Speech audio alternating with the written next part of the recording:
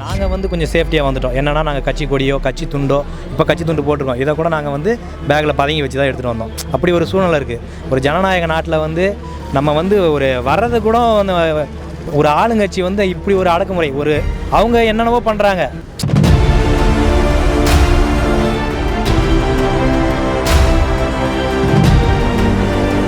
ஏன்னா இப்போ சமீபத்தில் கூட கோயம்புத்தூருக்கு துணை முதல்வர் போனாங்க. ரோடே வெறிச்சோடி போய் கிடந்தது. அதே எங்கள் அண்ணன் போனாப்புல எவ்வளோ கூட்டம் இருந்தது பார்த்தீங்கல்ல.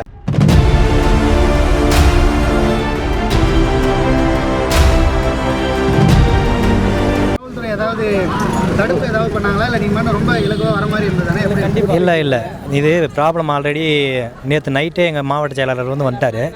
அவர் வந்து ஆல்ரெடி எங்கள்கிட்ட ஃபோனில் தொடர்பு கொண்டு பேசிட்டார். இது மாதிரி நீங்கள் வந்து வரப்போ வேனில் நீங்கள் வர வாகனத்தில் கட்சி கொடியோ இல்லை பேனரோ எதையும் கட்டாதீங்க, போலீஸ் மறிக்கிறாங்க, பெரிய பிரச்சனை பண்ணுவாங்க, வண்டிகளை மறித்து உங்கள் மேலே வழக்கு பதிவு செய்கிறதுக்கும் எல்லாம் அது மாதிரிலாம் பண்ணுவாங்க அப்படின்னு ஆல்ரெடி முன்கூட்டியே எங்களுக்கு சொன்னதுனால நாங்கள் வந்து கொஞ்சம் சேஃப்டியாக வந்துட்டோம். என்னென்னா நாங்கள் கட்சி கொடியோ கட்சி துண்டோ இப்போ கட்சி துண்டு போட்டிருக்கோம். இதை கூட நாங்கள் வந்து பேக்கில் பதுங்கி வச்சு தான் எடுத்துகிட்டு வந்தோம். அப்படி ஒரு சூழ்நிலை இருக்குது. ஒரு ஜனநாயக நாட்டில் வந்து நம்ம வந்து ஒரு வர்றது கூட வந்து ஒரு ஆளுங்கட்சி வந்து இப்படி ஒரு அடக்குமுறை ஒரு அவங்க என்னென்னவோ பண்ணுறாங்க. இப்போ ஒரு பேனர் நடு ரோட்டில் ஒரு ஹைவேல பேனர் வைக்கிறாங்க, கட்சி பேனர் வச்சு அது வந்து இன்னொருத்தவங்க மேலே விழுந்து அது மாதிரி ஒரு இறப்பெல்லாம் ஏற்படுது. அது மாதிரிலாம் பண்ணுறாங்க. நாம் வந்து ஒரு உயிரிழப்புக்கு வந்து கண்டனத்தை தெரிவித்து அவங்களுக்கு நியாயம் கிடைக்கணும்னு போராடுறதுக்கோசரம் நம்ம வரோங்க. கட்சி சார்பில் எங்கள் கட்சி சார்பில் நாங்கள் வரோம். அதுக்கே நீங்கள் வந்து அலோவ் பண்ணக்கூடாது. ஏன்னா நாங்கள் கூட்டத்தை காட்டிட்டோன்னா அவங்களுக்கு பயம்.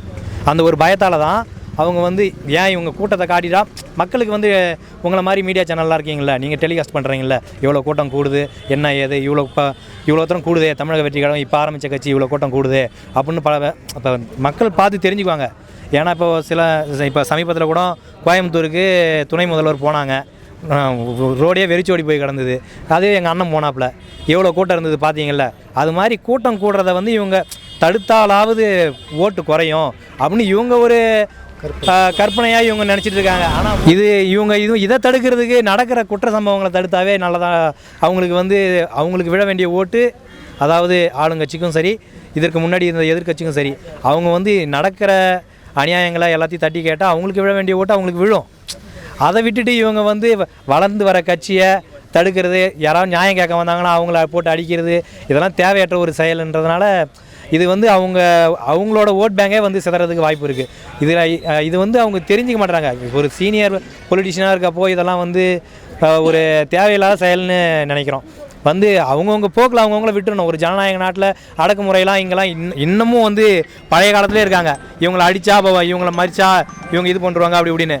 பாருங்கள், அடிப்பட்ட ஆள் எங்கள் ஒன்றிய நிர்வாகியே பாருங்கள், அடிப்பட்டு திமுக அவர் வந்து ஒன்றிய கவுன்சிலர் சேர்மன், அவர் அடித்தாங்க எல்லாம் பண்ணாங்க. கடைசியில் வந்து இது என்ன ஒரு சாதாரண ஒரு பேனர் வச்ச பிரச்சனை. ஒரு பேனரை அவங்கள விட அதிகப்படியான மெம்பர்ஸ் வந்து சேர்த்து ஒரு பேனரை வைக்கிறோம் அப்படின்றப்போ இவங்களாம் வந்து நம்மளுக்கு ஓட்டு போட்டாங்களே, இப்போ அங்கே இருக்கிறாங்களே அப்படின்ற. ஏங்க நீங்கள் நல்லது செஞ்சால் உங்களுக்கு ஓட்டு போட போகிறாங்கங்க, நல்லது பண்ணல அதனால எங்கள்கிட்ட வராங்க. தமிழக வெற்றி கழகத்துக்கு மக்கள் சப்போர்ட் வந்து கூடுது. அப்படி இருக்க பட்சத்தில் அவங்க நல்லது எங்கே நடக்குதோ அங்கே தான் மக்கள் வந்து வருவாங்க. ஒரு தேவையில்லாத ஒரு செயலில் ஈடுபடுற இடத்துக்கு யார் தான் போவாங்க? யாருமே போக மாட்டாங்க. அப்படி இருக்க பட்சத்தில் வந்து இவங்க தேவையற்ற செயல்களை வந்து ஆளுங்கட்சி செஞ்சிட்ருக்கு. அஜித்குமார் அவருடைய லாக்அப் மரணம் மட்டும் இல்லை, எவ்வளோ தரம் நடந்திருக்குன்னு தெரியுது. இத்தனை பேர்த்தையும் கூப்பிட்டு எங்கள் தலைவர் வந்து நேற்று சந்தித்து பேசியிருக்கிறாரு. இன்றைக்கும் எல்லாத்தையும் மேடை ஏற்றி காட்டியிருக்காரு. அதுவும் இல்லாமல் வெள்ளை அறிக்கை, அது அந்த மரணத்துக்கான நியாயம் எல்லாம் கிடைக்கணும் அப்படின்னு கேட்டிருக்காரு.